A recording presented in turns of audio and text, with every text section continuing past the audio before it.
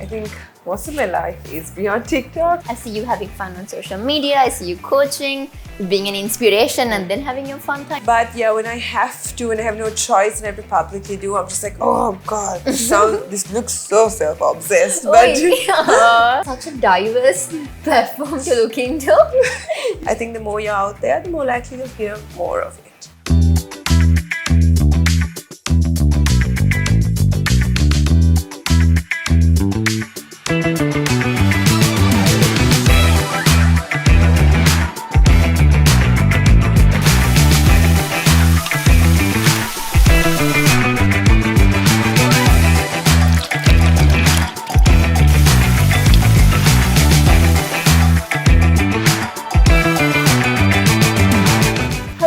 Welcome to a brand new episode of the Life Beyond TikTok. A huge shout out to our venue partner, the Cuisine Colombo, and our hair and makeup partner, the Beauty Quest.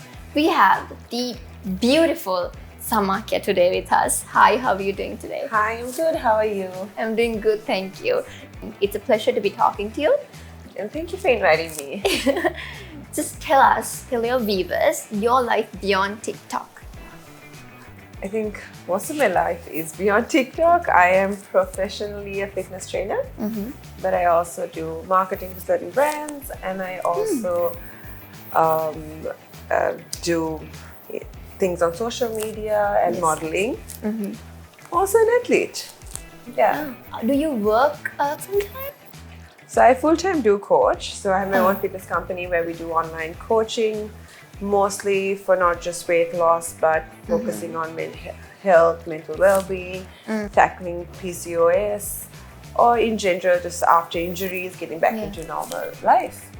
So how do you manage the time for all this? I see you having fun on social media, I see you coaching, being an inspiration, and then having your fun time. How do you manage all this? I think social media portrays only one certain aspect, and you don't actually showcase your entire 24 hours. So just posting one picture, one may think it's the entire day, but it's just probably 5 minutes of the day. So I don't think it's a full indication of what your life is, but it's also not something fake, right? Some people may be faking, but I think it's just how we perceive it, right? How we look at it. And so the rest of the time, since I don't really work for a corporate, or I don't work to this slot of working 8 to 5, it helps me to balance. Like there are days that I'm super active, and maybe I actually get like a lot of my classes on certain number of days of the week. Then maybe I'll take most of my brand content on a certain day. So it's like easy to work around it, especially as women, we have our hormones. So when you're feeling better, you do most of the better stuff. And you give yourself off days as well, where there are days I don't do much at all, in fact. Since when did you realize that you are capable of being a public figure? Because you are an influencer. Most of us are influenced by you, by the positivity that you bring to the platform. Since when did you realize? I don't think even now I've realized that. I don't think anyone realizes it. And I think that's the beauty of life, or for anyone. We don't realize us doing things, and even if we face difficulties, us facing difficulties and still moving forward or batting forward, I think unknowingly we inspire people. And unknowingly I get inspired by everyone around us. But this was way beyond before I thought I would get so many followers.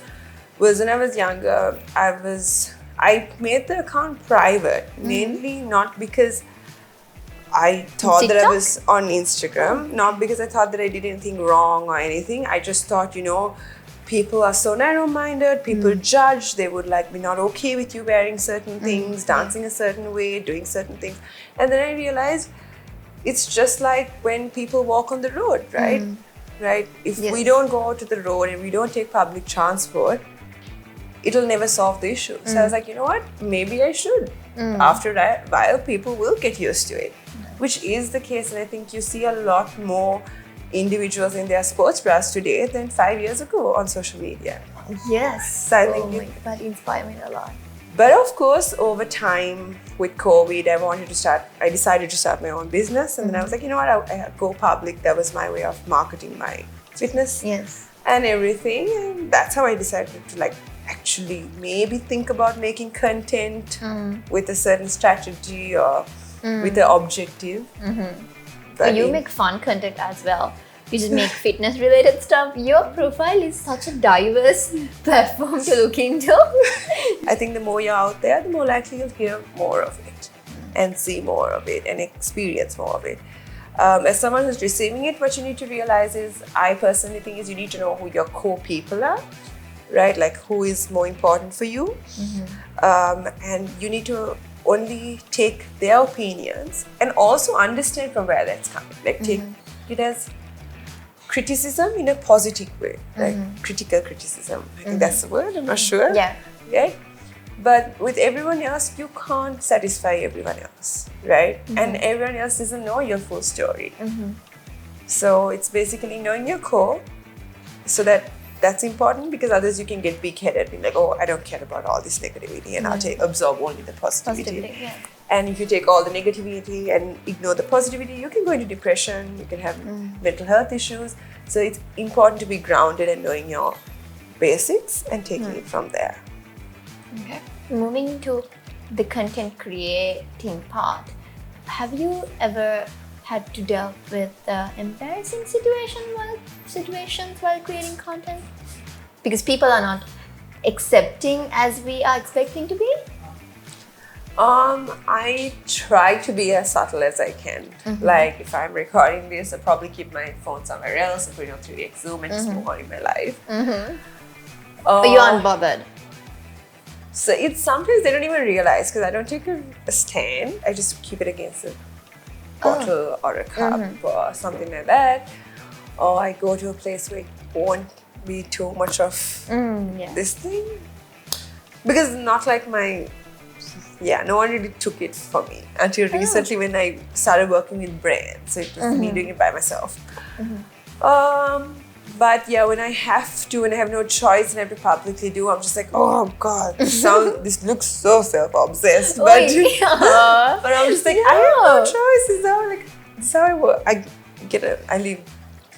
earn a living out of this, right? So sometimes I tell myself, it's okay. I mean, sometimes you gotta do what you gotta do. Oh wow, I thought it was just me. I am happy that you're saying that you sometimes think that way too. Because I like, to my knowledge, I see all these influencers, TikTokers go and just do their thing in front of the middle of people. Sometimes I'm like, okay, am I less confident? Samaakhya, where do you see yourself in another 5-6 years? It's a long period of time. And obviously, you're not going to be in the same platform as you are now. You're going to grow, you are thriving. Where do you see yourself? Career-wise? I'm hoping to go a bit more global in my fitness. It's fitness that I'm really focused on or that I like. But mainly I think it's just to be able to live my life happily and do what I love and not stuck to someone else's dream. Like as in, I don't want to be a slave to someone else's dream. Right. I just want to be able to do what we love. So I think financially for that I need to push my business. So that's a realistic side. But the unrealistic, like the more superstitious or the more emotional side, is to be happy and to do what I love. Oh, thank you so much for joining today. You're such an inspiration and we wish you the best of luck. So it's a wrap for today's episode. A big shout out for our venue partner, Cuisine Colombo, and our hair and makeup partner, The Beauty Quest. See you on another fun and exciting episode next. Until then, see ya!